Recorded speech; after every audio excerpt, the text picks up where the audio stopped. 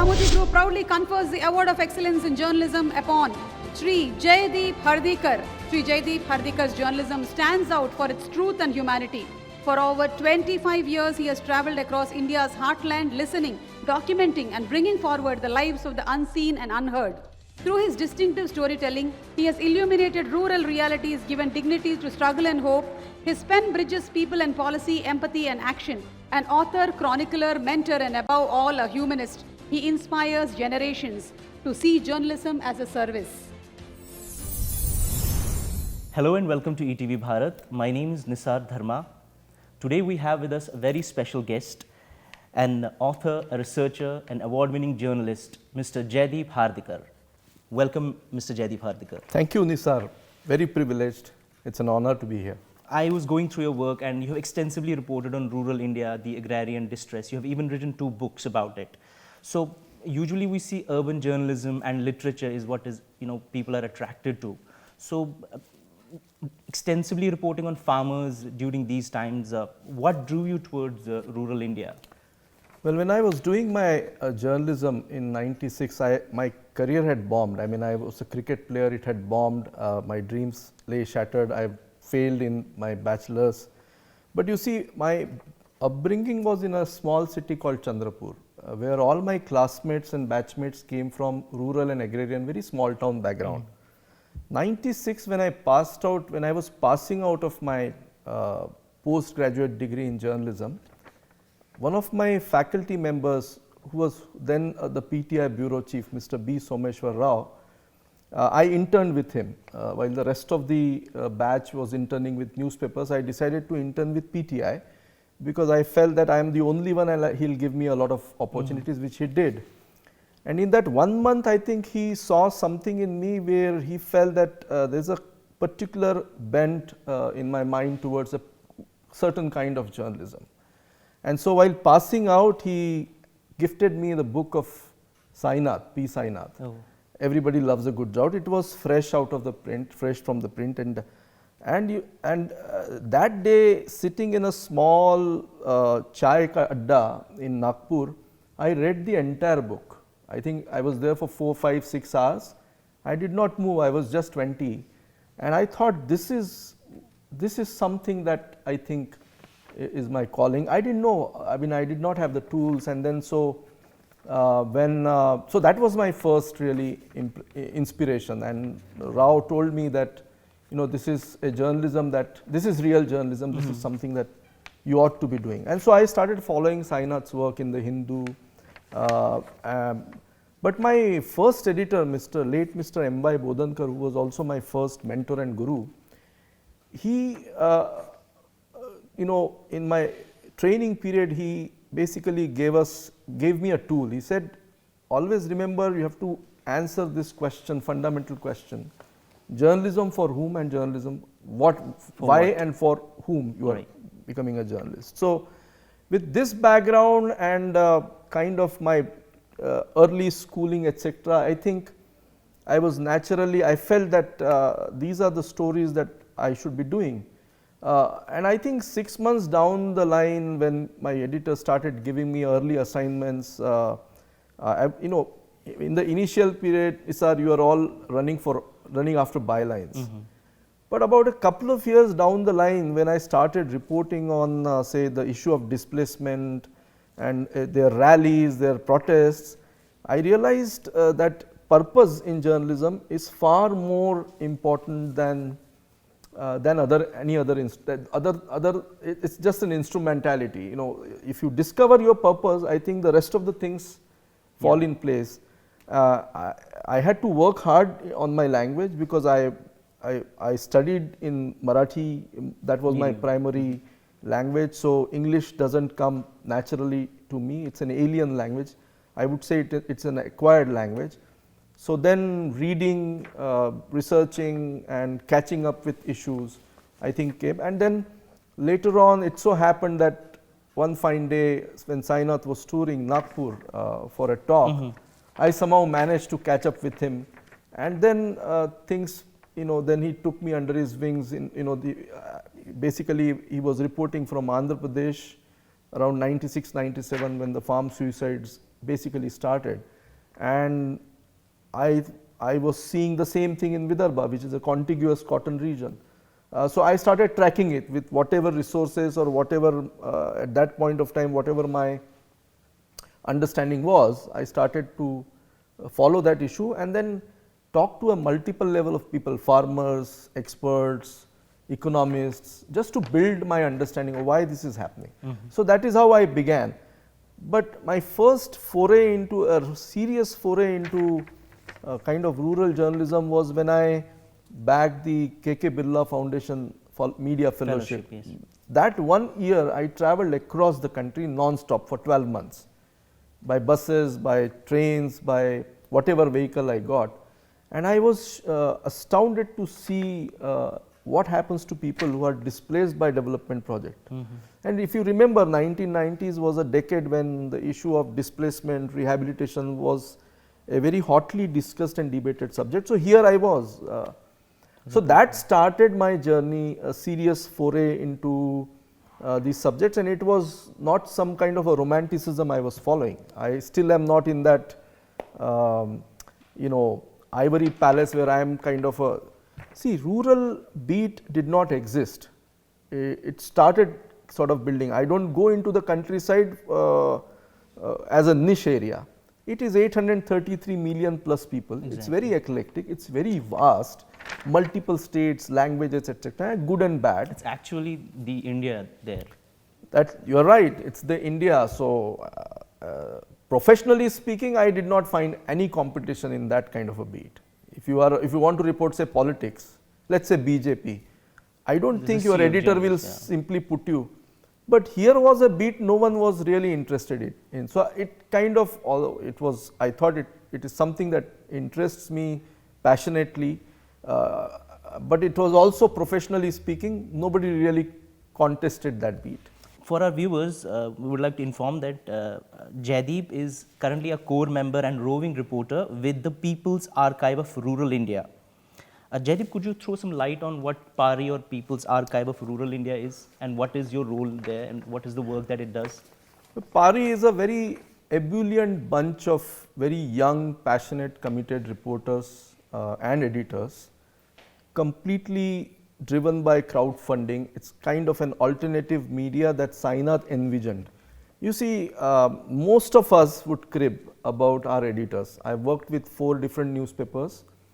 And believe me, despite their good intentions, these stories don't really occupy the prominence in the space in which the legacy media operate. And there are reasons for it. I don't deny that there is a reason, commercial reason, there is a whole advertisement driven revenue. Your readers are sitting in urban India, and you tend to believe that they are not interested in these stories. So this cribbing went on forever, and somewhere down the line when Sainath sir received his Magsaysay award, I think at that point of time he had this idea that we should build something of an archive of the countryside about the dying vocations, professions, art forms, etc., etc. And that idea, he evolved it into a kind of a digital platform which can be an archive of rural India, but also a living journal.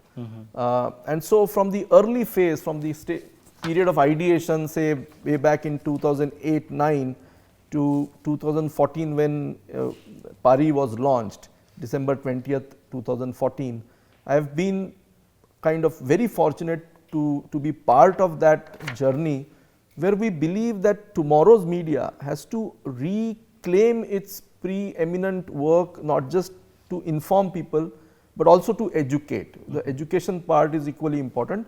But now with digital platforms, you can actually historically, you can actually archive things that may not really be say relevant, say 15, 20, 30 years from now. So it has also a role in archiving, right, and bringing education directly to the audiences, to the new audiences. So it's kind of a convergence journalism where we look at the countryside in its holistic sense, the good, the bad, the professions, the vocations, the dying art forms, the culture, even crime, farm crisis, castes, gender, everything. In fact, talking about that, one of your recent works, the story on Chandrapur and the human-animal Yeah. conflict there, I Yeah, see yeah. that it has, holistically seen or covered that issue.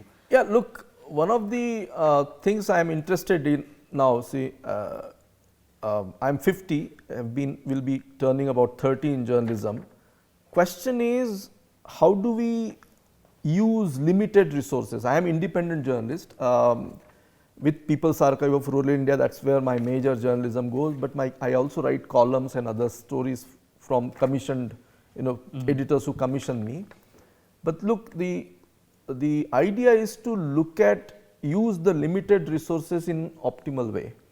And one of the things that I am interested in, as well as the Paris core focus, is how is climate change impacting our life? If we use climate change as an overarching framework for politics, ecology, economy, then the question arises is, how do you report climate change? So one of the things we decided to report it was to look at the ecological changes, which is, ecology is a physical constant. Climate is a very broad process, which is very difficult to capture in terms of events. So we decided to look at people, ecology and climate change. Now ecological zones in India are multiple. There are forest zones, there are hills, there are mountains, there are oceans, grasslands, river belts. So I thought I'll start with forest. Now one of the defining stories of India today is it's a deepening problem of ecology, climate and changes, biotic pressures that are changing and are bringing wildlife in contact with human beings. Exactly.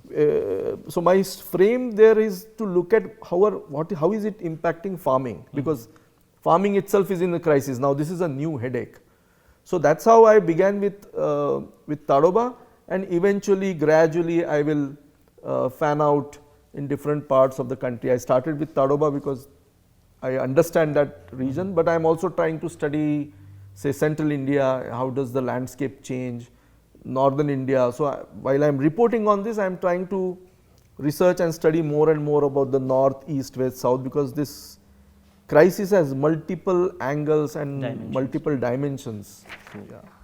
Apart from your journalistic work, you have also written 2 books about rural India. One of them is A Village Awaits Doomsday, and it's about the personal stories of people displaced. Now, in journalism, we are told that you have to be very objective, but when you go to such places, you have to empathize as well. So, how do you balance between empathy and objectivity when you are reporting such stories? Yeah, one of the finest lessons, 3 lessons that I hold very dear to me is, one came from my first editor, Journalism for Whom and for What. The second came from Sir Mark Tully. He was talking to us. I was a fellow at a fellowship program, and he said, remember, you are merely a storyteller, you are not the story. Always keep this in mind. And the third thing which came from Sainath during our travels is, a question that I had asked him was, why do the editors not see these stories? And then he immediately said, if you don't have a heart, your eyes can't see a story. Meaning, unless you have empathy is the core of empathy and compassion, I think, to me, are the values that make any individual good or really better. Other things are really, they are important. I mean, the craft of writing, reporting values, etc., etc. But empathy is something that I think has always stayed with me, and I think my upbringing, my mother is very empathetic. I think it's also probably I was raised by a very compassionate and empathetic woman, my mother. So I think all of that helps me. Right. I can empathize with people, but I also then try and zoom out sometimes to see what the story is, what is the, and I don't do stories if there is no, I mean, human interest or humans interest humans, that is the bottom line. So unless you really tell a story of a human suffering or a human achievement or a human excellence within the context of the bigger frameworks, empathetically, you can't really be a good writer or a good reporter, I think empathy also opens up people, and journalistically the piece or the story that you're writing would be more stronger when they open up. Absolutely. And they have confidence that they can share this information with you. Yeah. The thing is, let's say I'm interviewing a woman or you are interviewing a woman who has just lost her husband. How difficult it is for that person to speak, Exactly. unless you connect at the level of heart, unless she knows, she trusts you that I mean well, right? I mean well, I want to tell the story, something that happened with say Ram Rao, my next book. It took me 2 years to persuade Ram Rao and his daughter to permit me, to give me permission to write about their thing, because look, they are in a nondescript village in Vidarbha, saddled with multiple problems, economic problems, financial difficulties. He has just come out of a very serious attempt of ending his life, and here I am trying to convince them. It's the two different worlds. I have to then find a middle ground where I have to win their trust, but I have to also tell them, look, I am not doing this for myself. I am not wanting a name here or money.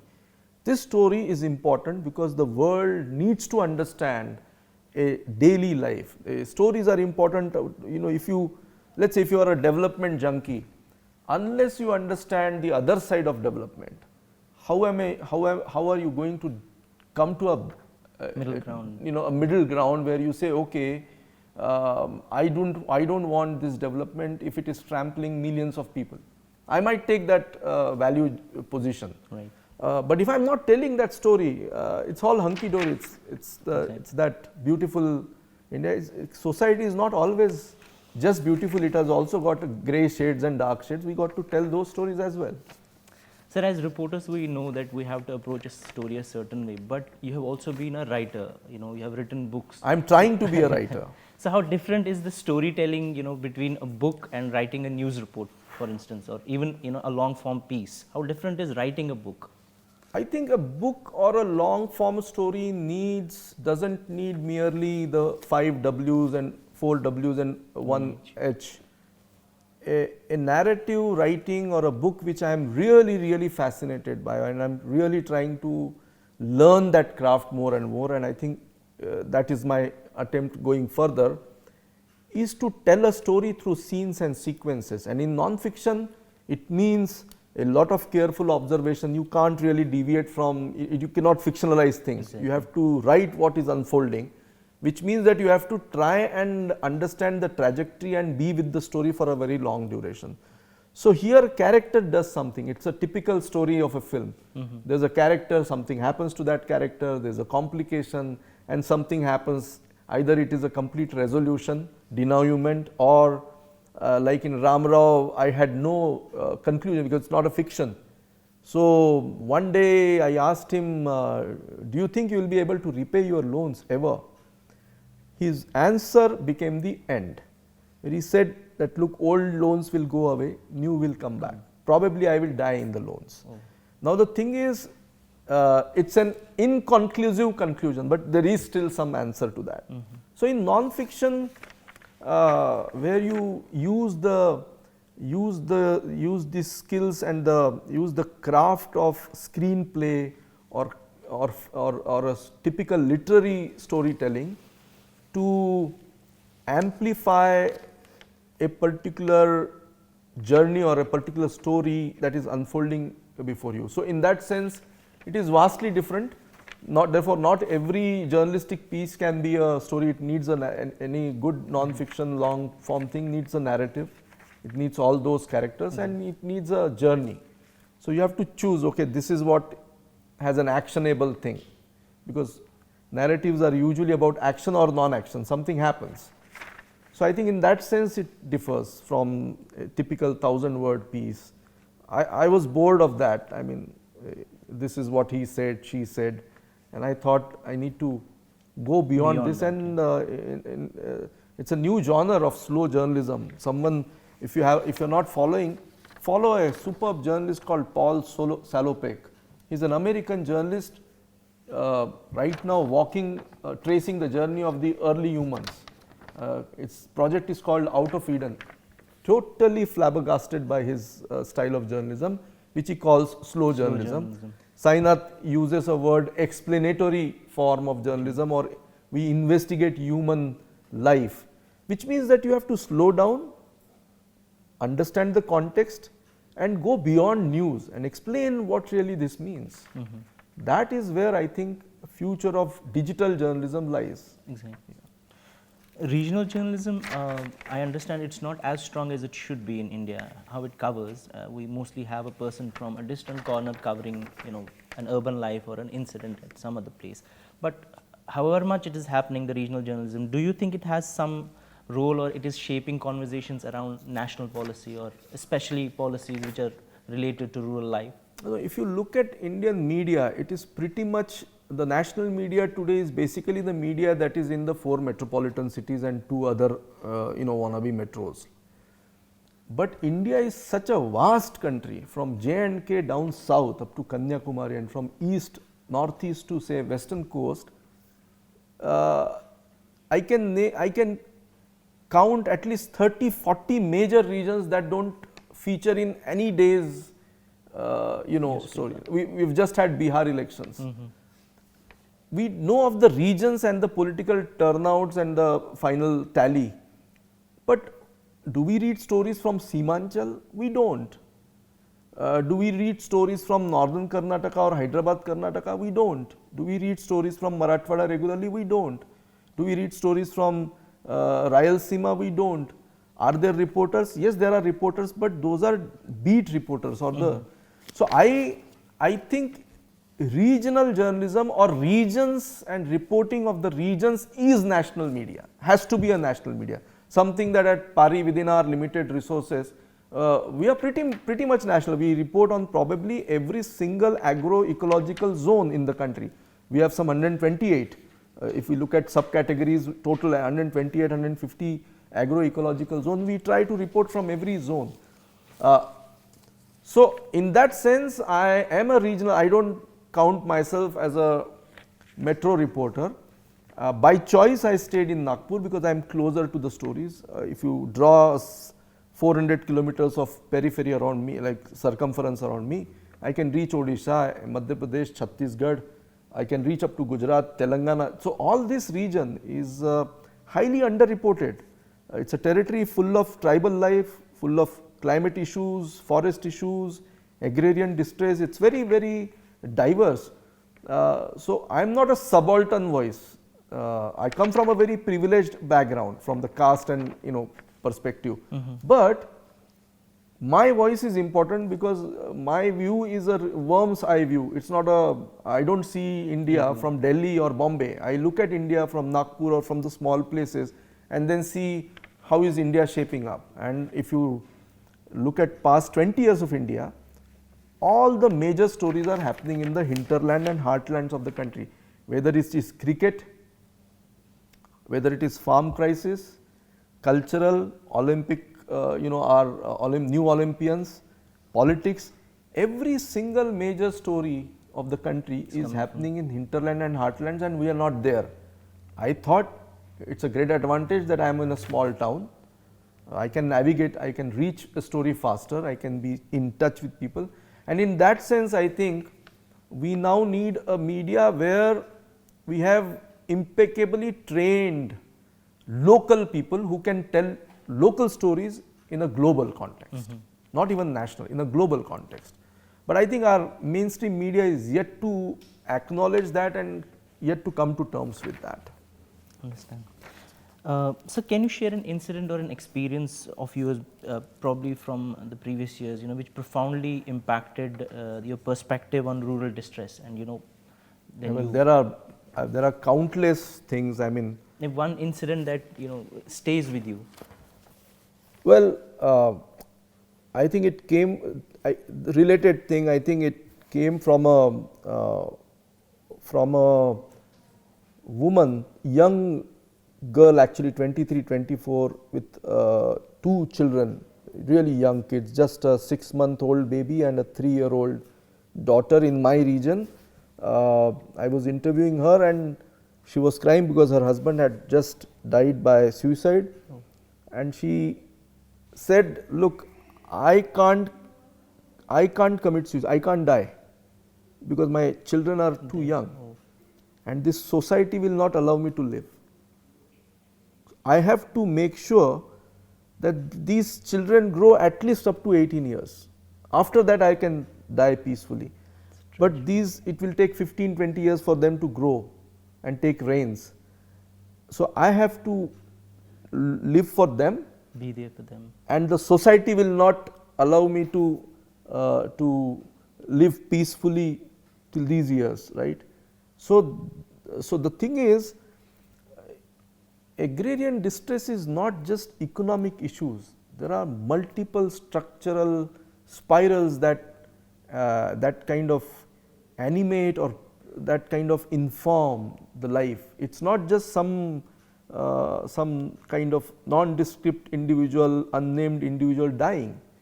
His whole family, there's a historiography to a village. I am just coming from Marathwada, where I went to a village called Kari in Dharashiv, which is in Solapur district, where I thought there is only one farmer who had committed suicide, a horticulture farmer, basically a dryland farmer trying to be a horticulturist and risking, like a Russian roulette, risking everything.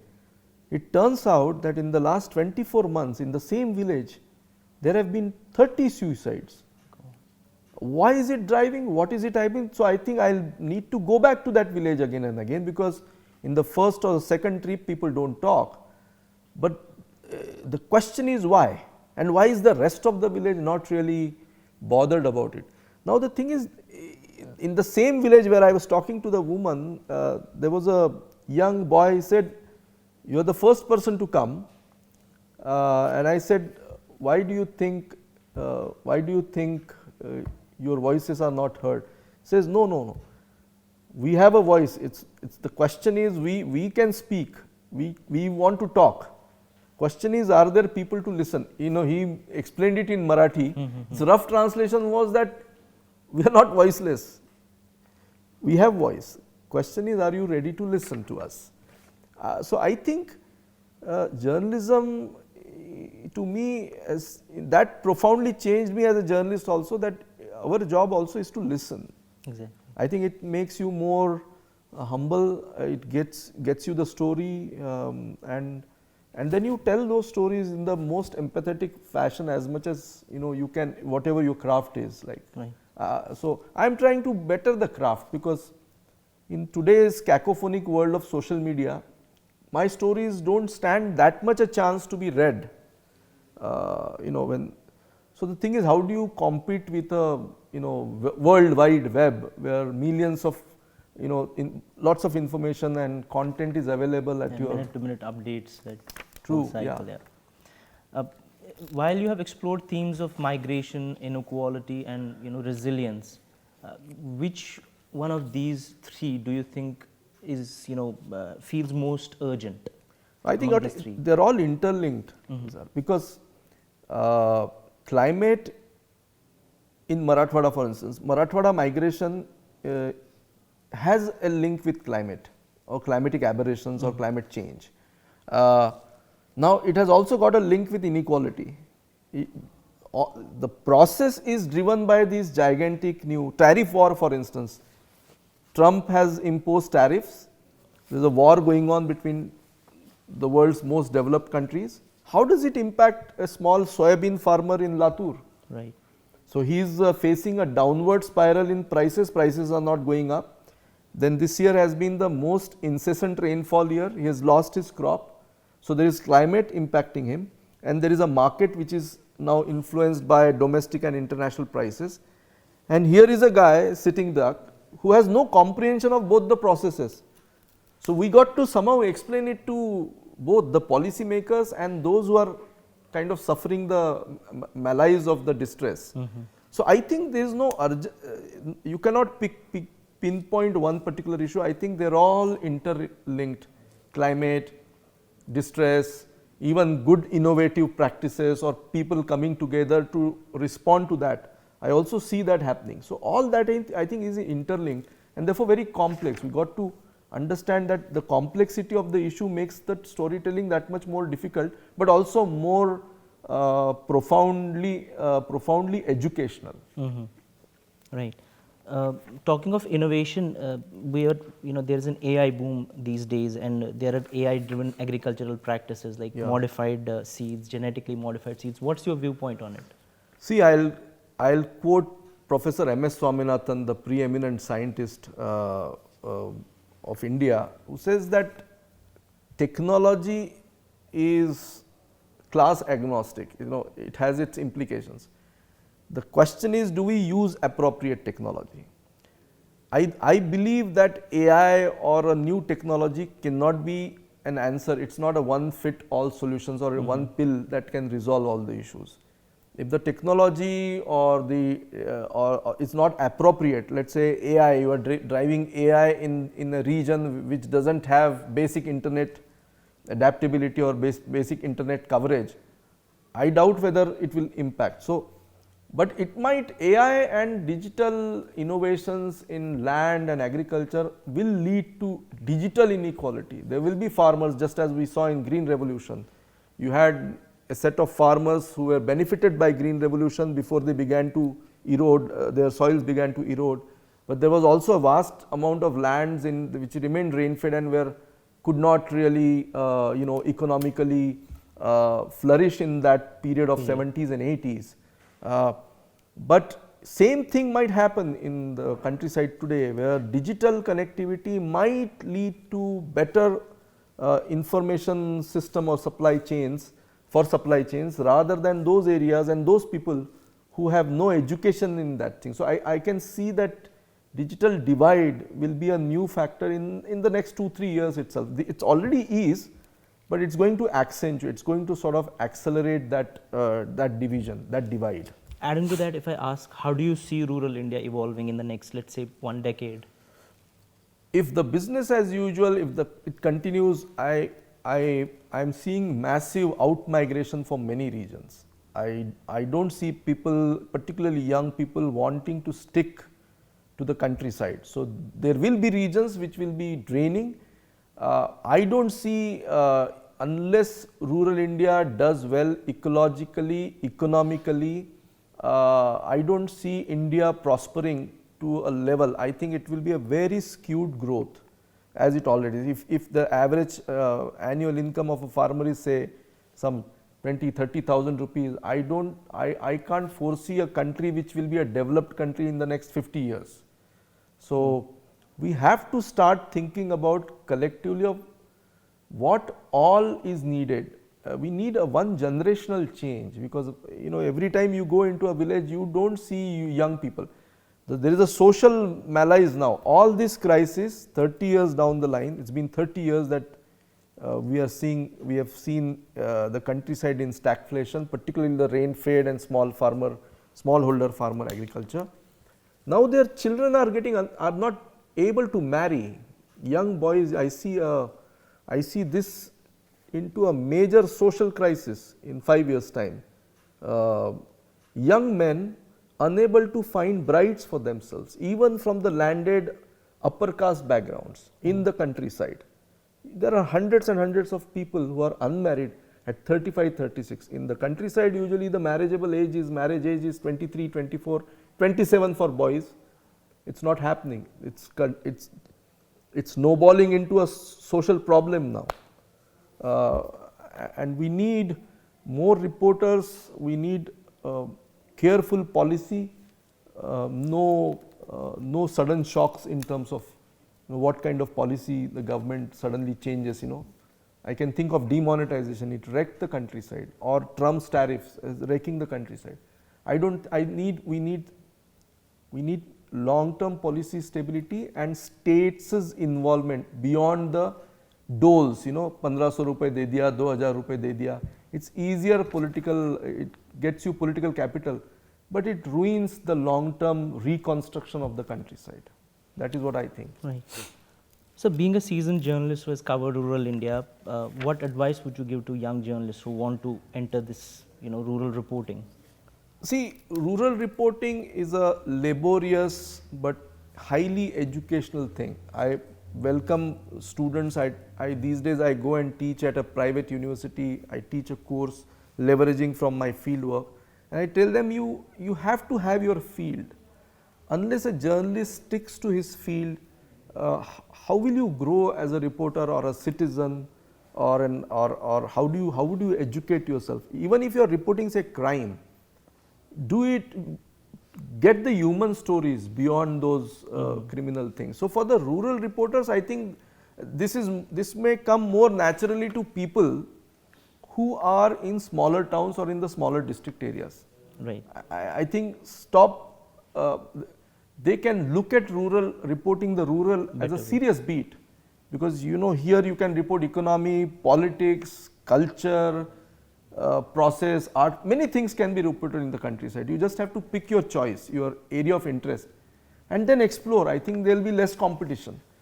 Right, sir. So as we conclude this conversation, what does the Ramoji Award of Excellence mean to you? So this award actually comes at a time when I have been thinking of repurposing my journalism.